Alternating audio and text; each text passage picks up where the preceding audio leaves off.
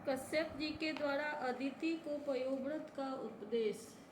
श्री सुखदेव जी कहते हैं, परीक्षित, जब देवता इस प्रकार भागकर छिप गए और दैत्यों ने स्वर्ग पर अधिकार कर लिया, तब देव माता अदिति को बड़ा दुख हुआ। वे अनाथ सी हो गई। एक बार बहुत दिनों के बाद जब परम प्रभावशाली कश्यप मुनि की समाधि टूटी, तब वे अदिति के आश्रम पर आए। उन्होंने देखा कि न तो वहाँ सुख शांति है और न किसी प्रकार का उत्साह या सजावट ही। परीक्षित, जब वे वहां जाकर आसन पर बैठ गए, तब अदिति ने विधि पूर्वक उनका सत्कार कर लिया। तब वे अपनी पत्नी अदिति से, जिसके चेहरे पर बड़ी उदासी छाई हुई थी, बोले, कल्याणी, इस समय संसार में ब्राह्मणों पर कोई विपत्ति तो नहीं आई है? धर्म का पालन तो ठीक ठाक होता है? काल के कराल गाल में पड़े हुए लोगों का कुछ अमंगल तो नहीं हो रहा? प्रिय, गृहस्थाश्रम तो जो लोग योग नहीं कर सकते, उन्हें भी योग का फल देने वाला है। इस गृहस्थाश्रम में रहकर धर्म, अर्थ और काम के सेवन में किसी प्रकार का विघ्न तो नहीं हो रहा है?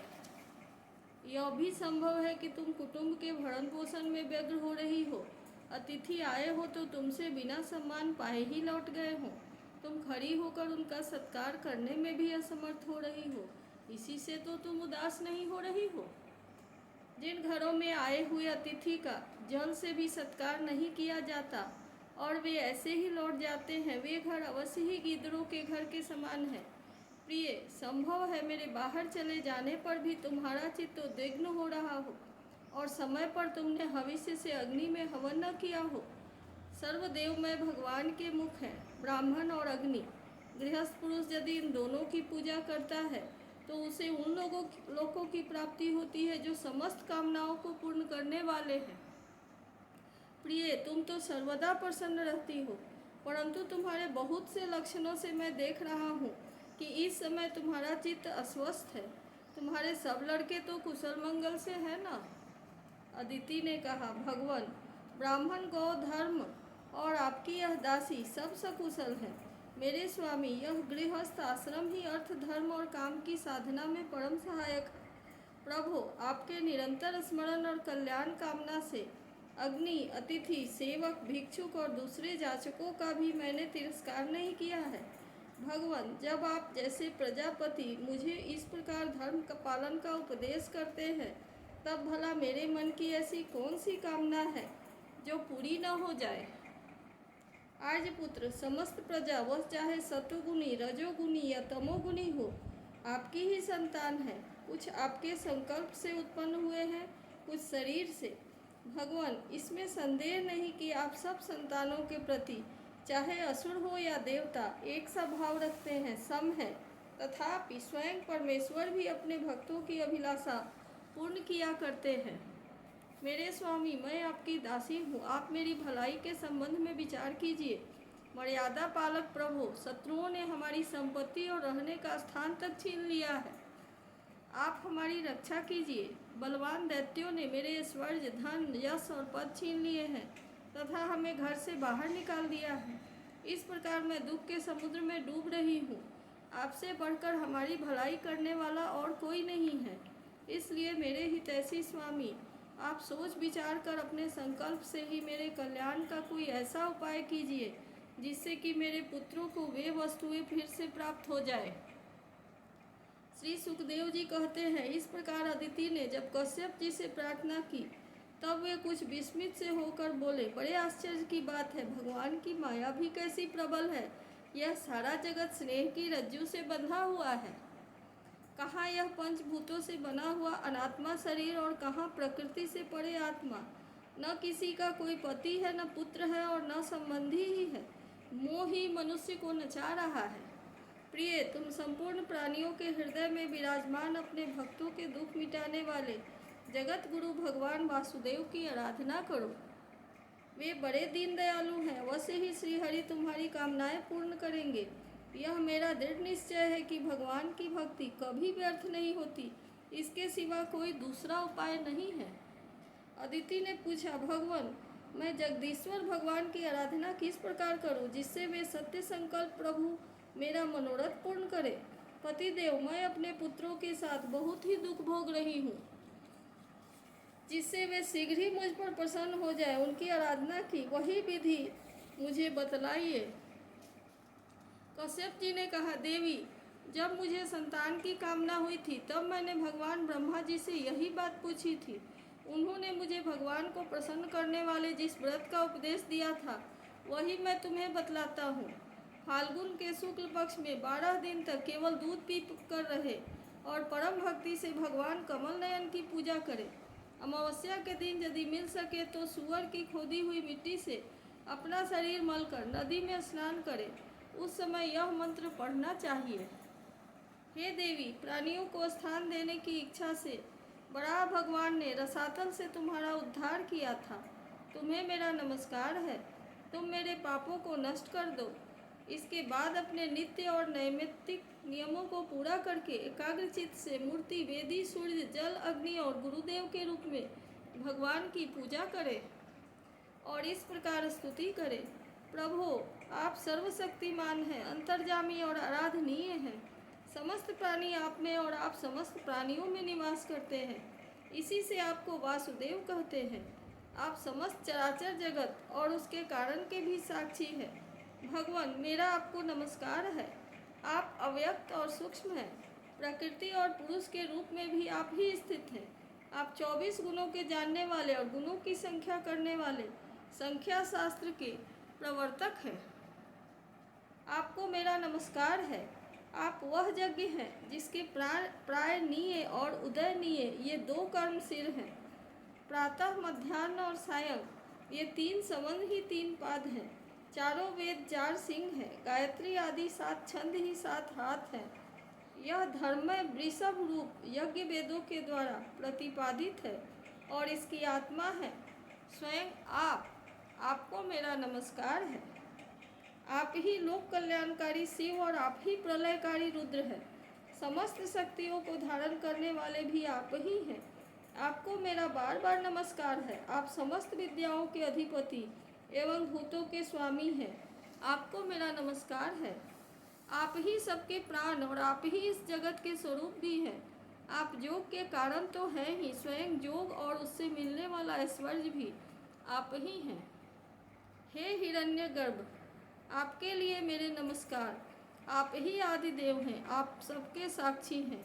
आप ही नर नारायण ऋषि के रूप में प्रकट स्वयं भगवान हैं। आपको मेरा नमस्कार। आपका शरीर मरकत मणि के समान सांवला है। समस्त संपत्ति और सौंदर्य की देवी लक्ष्मी आपकी सेविका है। पीताम्बरधारी केशव, आपको मेरा बार बार नमस्कार है। आप सब प्रकार के वर देने वाले हैं। वर देने वालों में श्रेष्ठ हैं तथा जीवों के एकमात्र वरणीय हैं। यही कारण है कि धीर विवेकी पुरुष अपने कल्याण के लिए आपके चरणों के रज की उपासना करते हैं। जिनके चरण कमलों की सुगंध प्राप्त करने की लालसा से समस्त देवता और स्वयं लक्ष्मी जी भी सेवा में लगी रहती हैं, वे भगवान मुझ पर प्रसन्न हो। प्रिय भगवान ऋषिकेश का आवाहन पहले ही कर ले, फिर इन मंत्रों के द्वारा पाद्य आचमन आदि के साथ श्रद्धापूर्वक मन लगाकर पूजा करें। गंधमाला आदि से पूजा करके भगवान को दूध से स्नान करावे। उसके बाद वस्त्र, यज्ञोपवीत, आभूषण, पाद्य आचमन, गंध, धूप आदि के द्वारा द्वादशाक्षर मंत्र से भगवान की पूजा करें। यदि सामर्थ्य हो तो दूध में पकाए हुए तथा घी और गुड़ मिले हुए साली के चावल का नैवेद्य लगावे और उसी का द्वादशाक्षर मंत्र से हवन करें। उस नैवेद्य को भगवान के भक्तों में बांट दे या स्वयं पाले। आचमन और पूजा के बाद तांबूल निवेदन करें। 108 बार द्वादशाक्षर मंत्र का जाप करें और स्तुतियों के द्वारा भगवान का स्तवन करें। प्रदक्षिणा करके बड़े प्रेम और आनंद से भूमि पर लौटकर दंडवत प्रणाम करें। निर्माल्य को सिर से लगाकर देवता का विसर्जन करें। कम से कम 2 ब्राह्मणों को यथोचित रीति से खीर का भोजन करावे। दक्षिणा आदि से उनका सत्कार करें। इसके बाद उनसे आज्ञा लेकर अपने इष्ट मित्रों के साथ बचे हुए अन्न को स्वयं ग्रहण करें। उस दिन ब्रह्मचर्य से रहे और दूसरे दिन प्रातःकाल ही स्नान आदि करके पवित्रता पूर्वक पूर्वोक्त विधि से एकाग्र होकर भगवान की पूजा करें। इस प्रकार जब तक व्रत समाप्त न हो तब तक दूध से स्नान कराकर प्रतिदिन भगवान की पूजा करें। भगवान की पूजा में आदर बुद्धि रखते हुए केवल पयोव्रती रखकर ही व्रत करना चाहिए। पूर्ववत प्रतिदिन हवन और ब्राह्मण भोजन भी कराना चाहिए। इस प्रकार पयोव्रती रहकर 12 दिन तक प्रतिदिन भगवान की आराधना, होम और पूजा करे तथा ब्राह्मण भोजन कराता रहे। फाल्गुन शुक्ल प्रतिपदा से लेकर त्रयोदशी पर्यंत ब्रह्मचर्य से रहे, पृथ्वी पर शयन करे और तीनों समय स्नान करे। झूठ न बोले, पापियों से बात न करे, पाप की बात न करे, छोटे बड़े सब प्रकार के भोगों का त्याग कर दे, किसी भी प्राणी को किसी प्रकार से कष्ट न पहुँचावे, भगवान की आराधना में ही लगा रहे। त्रयोदशी के दिन विधि जानने वाले ब्राह्मणों के द्वारा शास्त्रोक्त विधि से भगवान विष्णु को पंचामृत स्नान करावे। उस दिन धन का संकोच छोड़कर भगवान की बहुत बड़ी पूजा करनी चाहिए और दूध में चरु खीर पकाकर विष्णु भगवान को अर्पित करना चाहिए। अत्यंत एकाग्रचित्त से उसी पकाए हुए चरु के द्वारा भगवान का यजन करना चाहिए और उनको प्रसन्न करने वाला गुणयुक्त तथा स्वादिष्ट नैवेद्य अर्पण करना चाहिए। इसके बाद ज्ञान संपन्न आचार्य और ऋत्विजों को वस्त्र आभूषण और गौ आदि देकर संतुष्ट करना चाहिए। प्रिय, इसे भी भगवान की ही आराधना ही समझो। प्रिय, आचार्य और ऋत्विजों को शुद्ध सात्विक और गुणयुक्त भोजन कराना ही चाहिए। दूसरे ब्राह्मण और आए हुए अतिथियों को भी अपनी शक्ति के अनुसार भोजन कराना चाहिए। गुरु और ऋत्विजों को यथा योग्य दक्षिणा देनी चाहिए। जो चांडाल आदि अपने आप वहां आ गए हों, उन सभी को तथा दीन, अंधे और असमर्थ पुरुषों को भी अन्न आदि देकर संतुष्ट करना चाहिए। जब सब लोग खा चुके हों तब उन सबके सत्कार को भगवान की प्रसन्नता का साधन समझते हुए अपने भाई बंधुओं के साथ स्वयं भोजन करें। प्रतिपदा से लेकर त्रयोदशी तक प्रतिदिन नाच गान, बाजे गाजे, स्तुति, स्वस्ति वाचन और भगवत कथाओं से भगवान की पूजा करावे। प्रिय, यह भगवान की श्रेष्ठ आराधना है। इसका नाम है पयोव्रत। ब्रह्मा जी ने मुझे जैसा बतलाया था वैसा ही मैंने तुम्हें बता दिया। देवी, तुम भाग्यवती हो।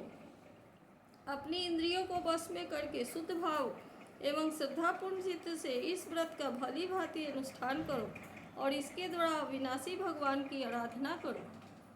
कल्याणी, यह व्रत भगवान को संतुष्ट करने वाला है, इसलिए इसका नाम है सर्वयज्ञ और सर्वव्रत। यह समस्त तपस्याओं का सार और मुख्य दान है। जिनसे भगवान प्रसन्न हो वे ही सच्चे नियम है, वे ही उत्तम यम है, वे ही वास्तव में तपस्या, दान, व्रत और यज्ञ है। इसलिए देवी, संयम और श्रद्धा से तुम इस व्रत का अनुष्ठान करो। भगवान शीघ्र ही तुम पर प्रसन्न होंगे और तुम्हारी अभिलाषा पूर्ण करेंगे। इति श्रीमद्भागवत महापुराणे पारमहंस्यां संहितायां पयोव्रत कथनं नाम षोडशोऽध्यायः।